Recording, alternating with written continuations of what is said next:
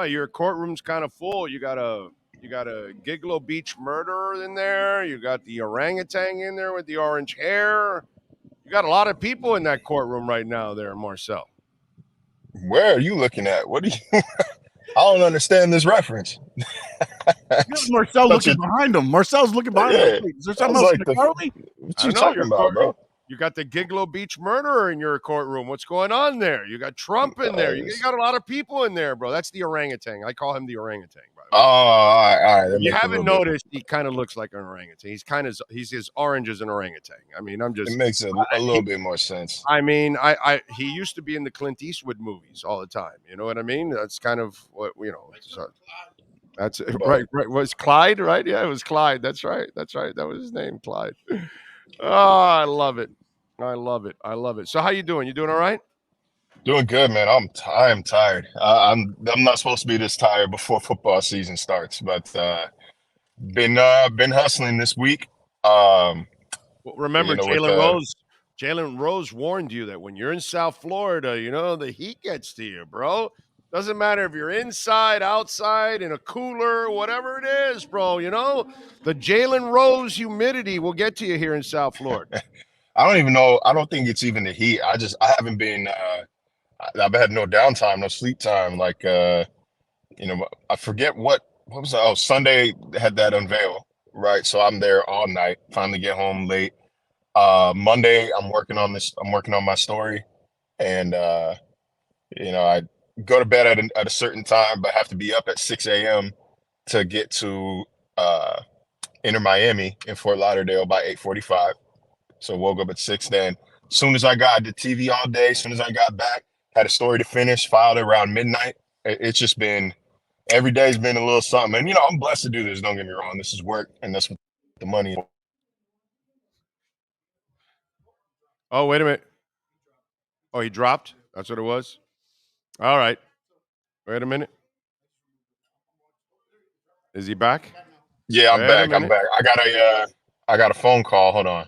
It's not supposed to go through. It's on DND, so it must be important. Do they know that they're not supposed to call you when you're on the show? I mean, like, what's the deal?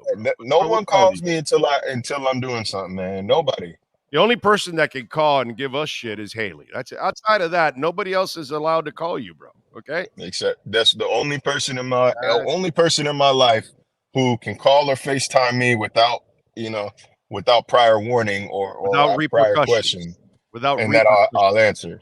If I'm in the middle of something, maybe I'll answer and just tell her, hey, baby, I got to do XYZ. I'll call you back or something. But anybody else, you shoot me a text. I'll call you back. Even I'm smart enough not to get in the way for you. You know what I mean? Come on. I know how the game is played. I get it. So it is what it is. What do you think about all this running back drama going on all throughout? You know what I was thinking about? If I'm Saquon Barkley, I can't say the other guys can do this, okay? Because in fact, I don't know each one of them personally. But if I'm Saquon Barkley, because you're Saquon and you have the name and the presence and all that, if you're ABC, NBC, ESPN, or Fox, anybody tied to the NFL, I would hire his ass as an analyst. And if I'm him, he could probably pull $5-7 million a year from one of these networks. And you're in a watershed moment in the NFL for running backs. The running back is it's devalued. It's devalued for sure. Somebody's connection is off. I don't know if it's mine or yours. The operator, the base stealer. No, it's yours. You're in a car. We're not. Huh? Both? Oh, I got to take some. Talking all that shit. Anyway. Okay, so the running back is like the fullback, like the toll taker, like it's the operator. Things have changed. Life is evolving. If you're a network right now, if this guy wants to hold out, and if I'm his agent, I'm looking to maybe get Saquon Barkley on TV, and he could probably make some money without taking a beating. He knows he's a good talker, so he's got great presence. I think if I'm him, I would explore that and try to be an analyst and really put the pressure on the Giants because he didn't sign his tender, so he's free, dude. He is free. Like I'm. Here's what I feel about where I'm at with Saquon. You know, I sympathize with him that he feels like he's kind of backed into a corner where this is his only real play at seizing any sort of power back in this dynamic. But like every year in the NFL is precious, right? Every year is precious. So if you sit out, you're the most important player on that team. You sit out, you are risking, you know, your relationships with guys in that locker room. Your relationships with the team might be irreparably harmed if that's really where you want to stay. And also, there's no guarantee. You're wasting a year of your prime here. Le'Veon Bell even came out last year and said that he regrets sitting out in 2018, that he would do things differently. He was never the same. And he was coming off a 1,300-yard season. He was great. He was excellent when he decided to sit out. I think $10 million in hand is better than whatever 30 in a bush, 40 in a bush. Like, take your money now, stay healthy, get another contract somewhere else here. Like, go elsewhere. Somebody would pay Saquon Barkley. He's only negotiating with one team. The reason why the Giants are a little more hesitant to hit that number is they're negotiating against themselves.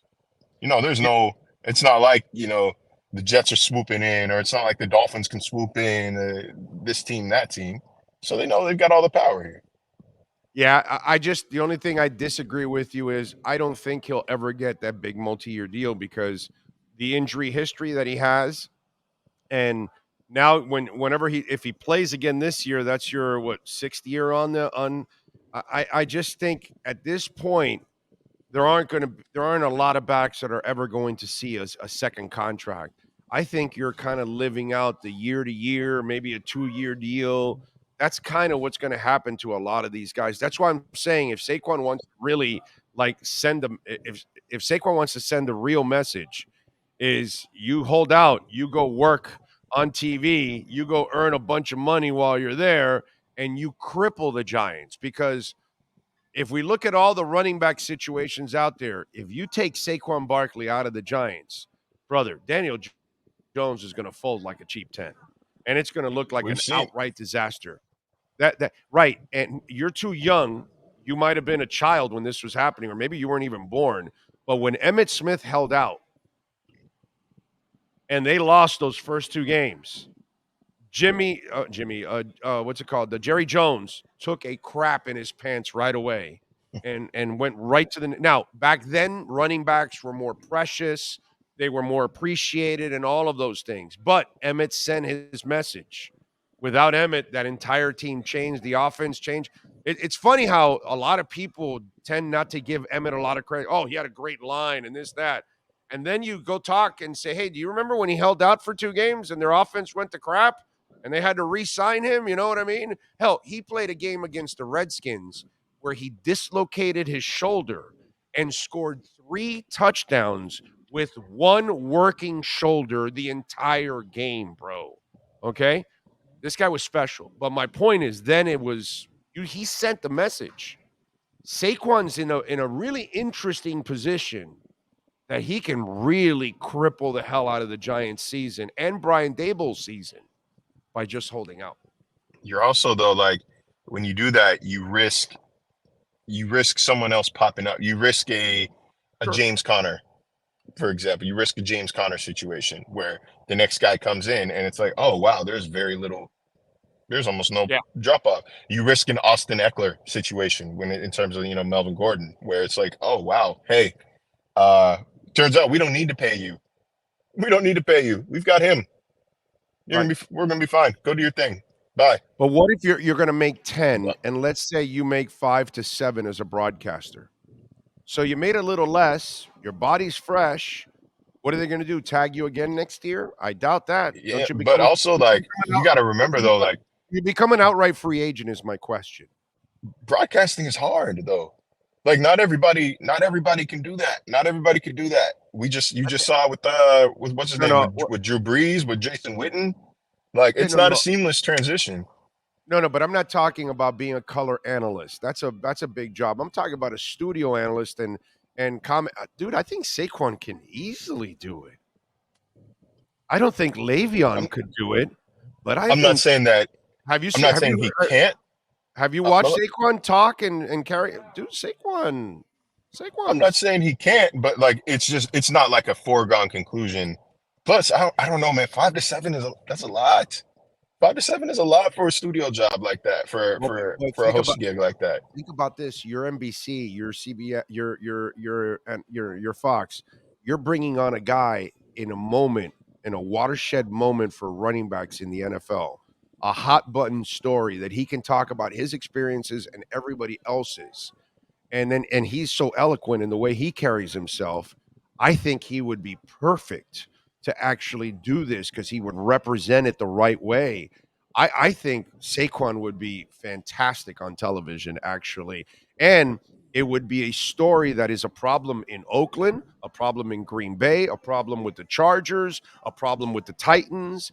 This is a problem that's happening all over the NFL. Several running backs can't get new deals anymore. Nobody's getting a second contract. Dude, if Derrick Henry can't get a deal, no one else is going to get a deal because that's the freak of all freaks.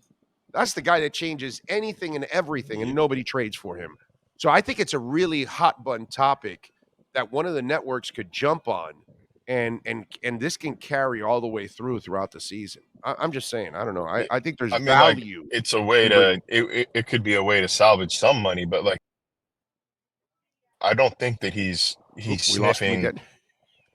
I still hear you guys fine. Okay, no, but you pop out and then you pop in. All right, go ahead, Ed. I don't know. Go ahead, say what you're going to say. It seems smooth for me, but I'm saying like I it's a way to salvage some of them lost wages, but like I don't think he's sniffing anywhere near $10 million. Maybe a million or two. I don't know. No, man. no. He'll get more than that. He'll get way more than that, bro. I just don't, because like these studios are going to do crazy numbers without him. I don't know if the boost in viewership is worth paying $5 to $7 million if you're CBS. He comes from the New York market. He comes from the New York market. Giants fans would be watching Saquon Barkley every week and that whole drama.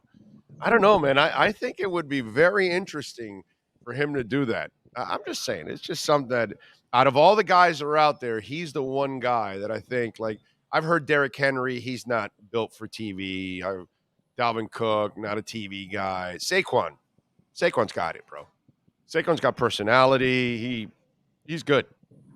I think he would actually be very, very interesting in that presentation, man. I really like that. All right. Do we know anything about Wilkins? Anything about Sealer, my brother?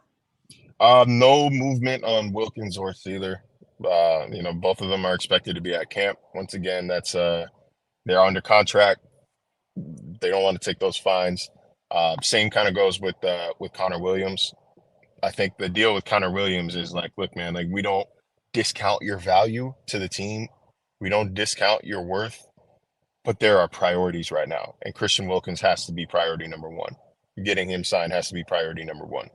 But not to say that Connor Williams is not a close second, though, because that's an important. You can't have messed up snaps, man. Like you can't. That's an important relationship, the center and quarterback. If your play is starting off on a low note because your center can't snap the ball, your center can't call out cover, call out blitzes, call out defensive schemes, then it's starting your offense out on a low note. You're starting kind of behind the eight ball every play. And so I would expect Connor gets done, but not before Christian Wilkins. Before Christian Wilkins. But some of the people are writing about they're worried about Christian not getting a deal. I have zero concerns about that. I think he will get his contract when it's all said and done. What do you think? Yeah, no, this is, again, like I said last time I was on, you know what it sounds like when teams aren't interested. They hit you with he's earned the right to test free agents. He's earned the right to sniff out his market value. Until you hear something along those lines, you hear something along those lines from the Dolphins side, right? I wouldn't be worried. All they do is gush about how much they love him, how much they want him here long term, hard of a worker he is. He's a multiple year captain. He's not going nowhere. All right, what do you got going on ESPN so folks can check you out, my friend? Well, I found out I'm not going to to the Leagues Cup game tomorrow. Oh. I think the MLS cracked down really heavy on credentials. I think we're only getting like 4 as a network. So it is what it is there. I'm gonna enjoy my time off. Gonna sit back for a couple of days. Dad's in town starting tomorrow. Might even play some golf tomorrow. Get out and swing and just enjoy some downtime here. Because like I said, man, I am beat. A lot of water. Get the old man a lot of water. You drink a lot of water, okay? If you guys are gonna be out there in the heat, bro, okay? Lots of water. Absolutely. Be safe, man. Be safe. And hit them straight, my brother. I appreciate you as always. Thank you. For sure, man. See y'all next week. You got it. Follow him on Twitter at Marcel_LJ. And of course, call my guys at Welt Rheaume. They know how to take care of you. 954-966-4646. Bankruptcy, condo damage, criminal defense, business owner claims, commercial litigation, personal injury, homeowner property damage, folks. Jeff and Dan do an amazing job. They've been in Hollywood for over 20 years. And it doesn't matter where you live in South Florida. In fact, one of our listeners that lives in Orlando hired, Welt Rheaume. You can do the same thing. Do not deal with these insurance companies. Let them call the insurance companies. They have their own, adjusters. So they look out for you. 954-966-4646.